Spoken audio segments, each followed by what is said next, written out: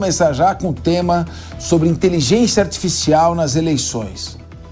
O Tribunal Superior Eleitoral aprovou por unanimidade as regras para a regulamentação do uso de inteligência artificial durante as eleições deste ano. O documento servirá como um guia para partidos políticos, candidatos e, claro, para o Poder Judiciário. Com a norma em vigência, fica proibida a manipulação de conteúdo falso, a chamada deepfake, nós gostamos do anglicismo, não?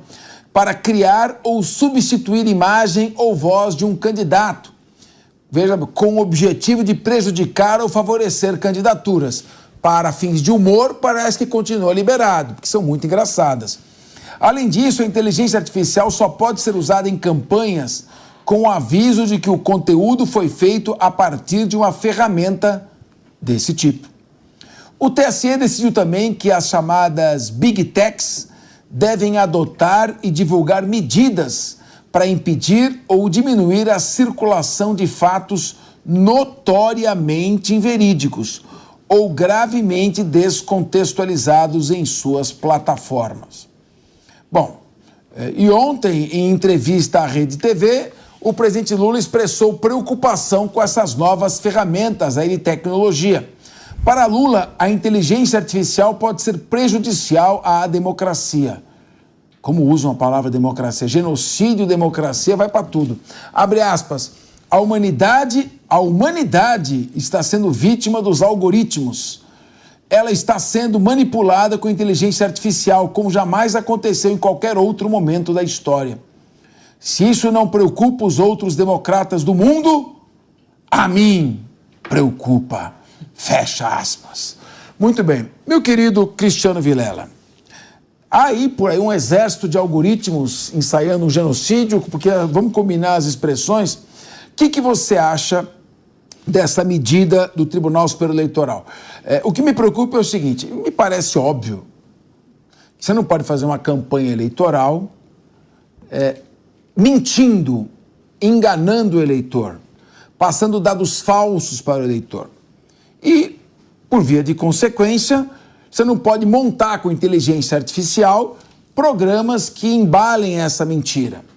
Minha preocupação é a seguinte, o que é mentira?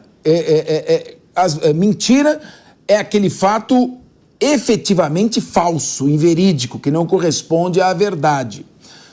Ali parece que ela fala em fatos notoriamente inverídicos. Então, como é que vai ser isso põe nas mãos do judiciário novamente uma enorme margem de interpretação. Nós temos visto aí cada vez mais a justiça e, sobretudo, a justiça eleitoral, tivemos prova disso recentemente, com uma larga margem de interpretação. E quando existe uma larga margem de interpretação, há uma possibilidade de medidas distorcidas, injustas e que não são equânimes quando é um lado ou quando é outro. Como é que a gente pode interpretar isso? Você que é um advogado eleitoral, vai trabalhar com isso? Como é que você vai orientar os candidatos? E como é que, por exemplo, eu estou dizendo aqui pro meu querido Leandro Ferreira, que é um pouco mais à esquerda que eu. Eu estou no centro, ele é à esquerda. Então, eu digo o seguinte, olha, a Amazônia está sendo desmatada, tem mais focos de incêndio agora, ali na parte de Roraima, do que tinha o ano passado. Ele vai dizer, não, isso não é verdade, porque nós estamos documentando mais agora do que era documentado antes não se registrava. Eu estou mentindo ou ele está mentindo? Então, o que é mentira e o que é divergência de interpretação? Capês, boa tarde a você, boa tarde aos amigos da mesa e todos que acompanham o Linha de Frente. Olha, eu vejo que a resolução que foi aprovada na sessão de ontem do TSE, ela é bastante positiva nesse sentido. Ela demonstra que uma resolução, ela pode ser feita sem ficar naquela coisa que é muito mais difícil de você contextualizar e conceituar, que era no contexto da discussão da chamada lei das fake news. Ali sim, era muito difícil, ali sim, criava um órgão que faria esse papel de análise do que era verdade, do que era mentira, sendo que na nossa realidade você pontuou muito bem, Capês, o que é verdade e o que é mentira. Pois bem, no que se relaciona às eleições, à justiça eleitoral, a avaliação do judiciário, ela vai ser uma avaliação muito mais objetiva, através de elementos concretos que demonstrem minimamente que se trata de um conteúdo verdadeiro ou de um conteúdo falso e que tenha uma finalidade de atacar efetivamente o adversário. Não é qualquer mentira ou não é qualquer dubiedade de interpretação. Então, não é uma promessa dizendo, olha, eu vou colocar uma ponte que vai ligar São Paulo ao Rio de Janeiro. Esse tipo de veracidade ou não vai ser apreciado pela Justiça Eleitoral. A Justiça Eleitoral vai apreciar a verdade ou a mentira de informações pontuais. Olha, fulano foi condenado. Não foi condenado. Está aqui a ficha dele, nunca foi condenado. É mentira, essa propaganda tem que ser retirada. Então, essa objetividade é o que faz com que o processo eleitoral ele possa caminhar relativamente bem, até porque, você sabe bem disso, no processo eleitoral tudo se resolve de uma forma muito rápida. Qualquer dia, 24 horas, é uma eternidade no âmbito eleitoral. Então eu vejo que a resolução ela é positiva no sentido de estabelecer que quando se use inteligência artificial, essa informação tem que ser passada à sociedade, tem que ser transmitida ao eleitor. Olha, nessa propaganda aqui tem o uso de inteligência artificial. E também vedando o uso das deepfakes, que seriam situações, montagens que se faz se utilizando de vozes dos candidatos para eventualmente falar uma coisa ou outra, se utilizando de imagens de um e falas de outra, o que pode ser usado tanto positiva como negativamente. Eu vejo que de uma forma geral foi bastante positiva e isso só dá mostras que o Brasil já tem uma legislação que atende razoavelmente bem esse tema. É verdade, claro, que com o avanço da modernidade, as questões pontuais sempre vão surgindo e uma necessidade de aperfeiçoamento, ela permanece. Mas, de uma forma geral, um país que já tem LGPD, Marco Civil da Internet, uma legislação civil e criminal bastante densa, e agora no âmbito eleitoral essa resolução, eu vejo que a Justiça tem instrumentos para fazer com que os eventuais malfeitos sejam coibidos. Agora, eu pedi licença aos demais debatedores só para insistir numa pergunta a mais, porque nós estamos falando com um especialista. O Alexandre Vilela é um dos maiores especialistas em legislação eleitoral. Então é importante, primeiro, a gente fixar as balizas jurídicas para depois a gente poder ter margem para opinar. Vamos falar de informações descontextualizadas. O que seria uma informação descontextualizada? Vamos lá, e eu quero deixar claro que a pergunta que eu vou fazer, ela está estritamente colocada no âmbito jurídico e não político. Durante uma campanha, vem a informação que o candidato foi condenado e mostra a sentença de primeira instância. Depois mostra a condenação de segunda instância. Depois mostra essa condenação confirmada no STJ. E para por aí.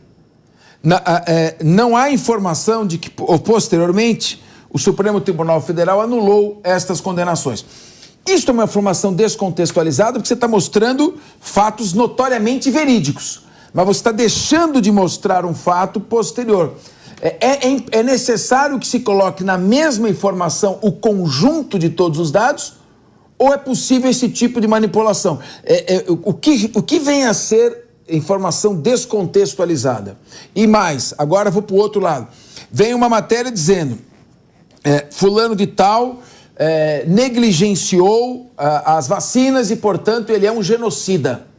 Agora, não mostra o volume de investimentos feitos nas vacinas, a quantidade de vacinas distribuídas, o que é o conceito de genocídio.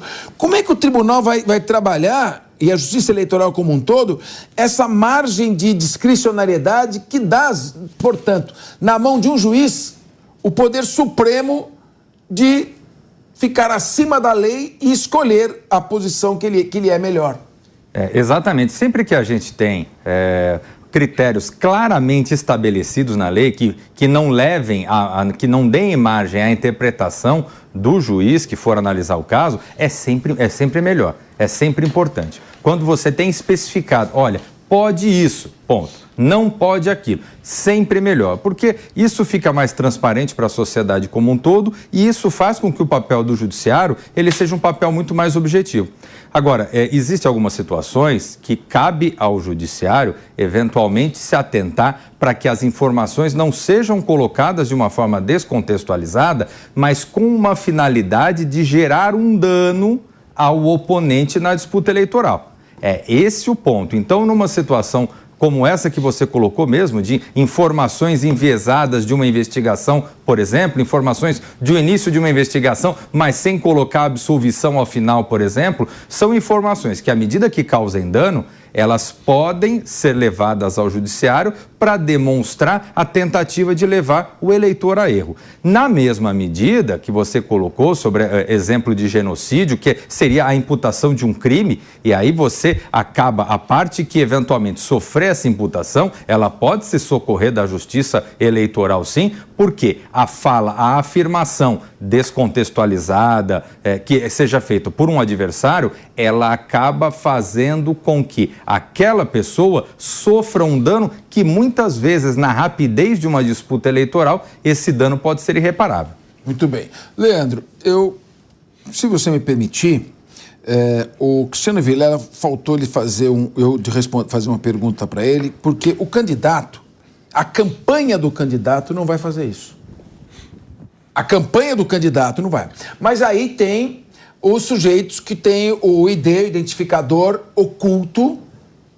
Vai ser uma fábrica de empresas de tecnologia fantasma, grupos aí que estão aí na Deep Web, né? E que vão fazer essas manipulações da mesma maneira. Então, o fato do TSE criar uma norma para os candidatos não vai impedir esse exército arregimentado. Então, sob esse aspecto, a eficácia, eu queria que fosse rápido, porque eu já te explorei bastante, mas, sob esse aspecto, é muito limitada a eficácia dessa norma. Sem dúvida. Que é limitada, até porque nós temos o avanço da modernidade, da tecnologia, ele é muito mais rápido do que a própria capacidade que o poder público, seja que o poder judiciário, que ele tenha de tomar medidas, de poder adotar medidas para coibir isso. Então, é evidente que a Justiça Eleitoral ela faz a sua parte e ela constrói mecanismos para diminuir a incidência desse tipo de prática. Agora, que é verdade que vão acontecer situações onde aconteça plataformas sediadas no exterior, situações para burlar esse tipo de medida, certamente vai ocorrer e cabe aos atores do processo eleitoral tentar, de alguma forma, organizar a sua estrutura, a sua equipe, para evitar ao máximo esse tipo de dano. Leandro Ferreira, o que você acha? Claro que a gente tem que combater a informação notoriamente falsa, claro que tem que combater a informação descontextualizada, mas, na sua opinião, existe alguma margem de arbítrio aí para o Poder Judiciário? Porque uma hora o Judiciário pode estar de um lado, outra hora está do outro. Então, como é que fica isso para o jurisdicionado? Bom, boa tarde, Capês, boa tarde aos colegas da mesa. Como o Capês disse que eu sou aqui o representante um pouquinho mais de esquerda, quero desejar a todos, todas e todes da audiência uma boa tarde. Então, eu acho, Capês, que a gente tem uma situação em que a deepfake é uma evolução da fake news, de outro anglicismo, né? A gente tem uma situação em que controlar a possibilidade de verificar a legitimidade de uma determinada peça ou de um determinado movimento político se tornou mais difícil graças à deepfake. Eu acho que essa tentativa que parte da justiça hoje no sentido de tentar botar a bola no chão, né, e tentar encaminhar soluções que possam fazer com que a gente tenha, na próxima eleição, um diagnóstico mais claro de como tudo isso vai funcionar, né? Lembrando que a próxima eleição é em municípios. A gente vai ter dezenas de milhares de candidatos a vereadores, milhares de candidatos a prefeitos e prefeitas. Então, é uma oportunidade para a gente ver o quanto vai ser efetivo também a justiça, dentro daquilo que já estabeleceu, né, poder fazer essas verificações. Agora, algumas observações, né? A gente fala muito de Deep Web, né? Mas, na verdade, o WhatsApp ele já fica uma coisa um pouco transparente, nós não sabemos o que circula nesses grupos, né? Porque não é aquela publicação que você pode entrar lá no Instagram ou no Twitter e dizer é uma informação falsa e aí o fact-checking daquela empresa vai se incumbir de verificar aquilo. Estamos falando do WhatsApp se espalhando muito mais rapidamente do que a justiça tem condição de correr atrás, né? Eu acho que um pouco isso tem a ver com o que o presidente Lula falou em relação aos algoritmos. Os algoritmos eles estão aí no sentido de colocar dificuldades para a humanidade, não só na questão política e democrática, o Capês. Eles estão aí também para decidir para onde vai a economia dos nossos países, eles estão aí para decidir até o que a gente assiste à noite nas plataformas de streaming. A gente tem uma bolha que é também cultural em função dos algoritmos e nos impede de valorizar, né, diferentes ideias. Mas eu queria lembrar aqui, né, que nesse momento de como responsabilizar cada um e cada uma pelas coisas que decidiu circular em um momento de eleição, do kit gay, né? O kit gay era uma fake news tremenda, vinculada em âmbito nacional, ao vivo no Jornal Nacional. E aquilo não foi algo que foi capaz de ser devidamente tratado pela Justiça naquele momento, gerando danos irreparáveis à eleição de 2018, por exemplo. Então, não acho que são as deepfakes os nossos problemas, ainda temos um problema de fake news que precisa ser tratado com maior responsabilidade. Muito bem, querido Leandro Ferreira. Ele fez o seu cumprimento e eu agora, para salvaguarda e proteção do vernáculo, saúdo a todos, independentemente de sexo, orientação sexual, identidade de gênero, com muito respeito. Mas todos que continuem assistindo esse nosso programa. Querido João Belucci, o que você acha dessa discussão toda, essa polêmica? Olha, Capês, o que eu enxergo primeiro é a questão do Tribunal Eleitoral legislar. Já acho que é equivocado, acho que é um equívoco da lei o Tribunal legislar quando você tem o parlamento. E é importante lembrar que o próprio ministro Edson Fachin criou a expressão desordem informacional, né? E tivemos no passado, na última eleição, inclusive, na minha visão, censura até um documentário sob o argumento da própria ministra Carmen Lúcia, eu sou contra a censura, mas dessa vez vamos passar só uma pitadinha, um fio aqui de censura e houve de fato. É possível, na minha visão, apontar um desequilíbrio. Agora, o ponto da questão da inteligência artificial é o anonimato, porque o que já é punido é essas informações via anonimato. E tem até essa questão da sede da esquerda em regulamentar tudo, em saber tudo, em afrontar sempre a privacidade das pessoas. Tem até aquele meme famoso que se a esquerda existisse lá quando criaram o fogo, descobriu-se o fogo, ia regulamentar o uso do fogo também. Então quer regulamentar tudo, é impressionante. Então até o Leandro até mencionou a questão do WhatsApp, querem olhar o nosso WhatsApp, nossa privacidade, é isso? Então tudo já está regulamentado de alguma forma, já existem as punições em lei.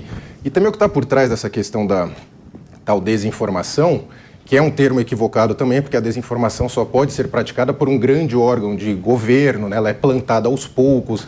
O que uma pessoa sozinha pode fazer é divulgar uma notícia falsa, não uma desinformação, que é o termo errado.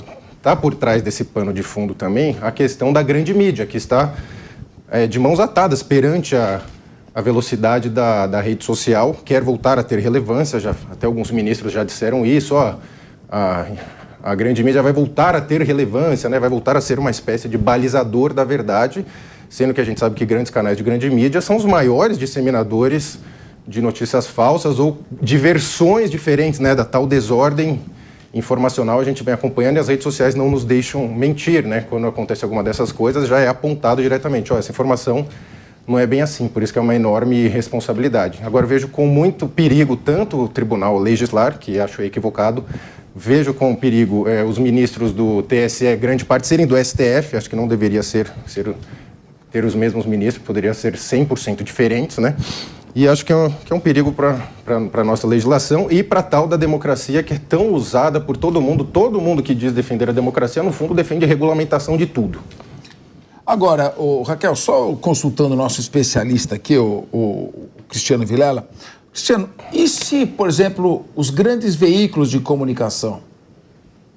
Nós tivemos aqui, no dia 25, uma manifestação enorme, entre 750 mil e 1 milhão de pessoas, e alguns grandes veículos estavam não sei se era receita de bolo, mas não era o assunto que estava acontecendo jornalisticamente. E também fazem tipo de distorção sobre os fatos. Isso vale só para a mídia independente, isso não vale para os grandes veículos de comunicação, porque ali você sabe... Vou me referir aos Estados Unidos, para não criar uma questão doméstica aqui. Vou para os Estados Unidos.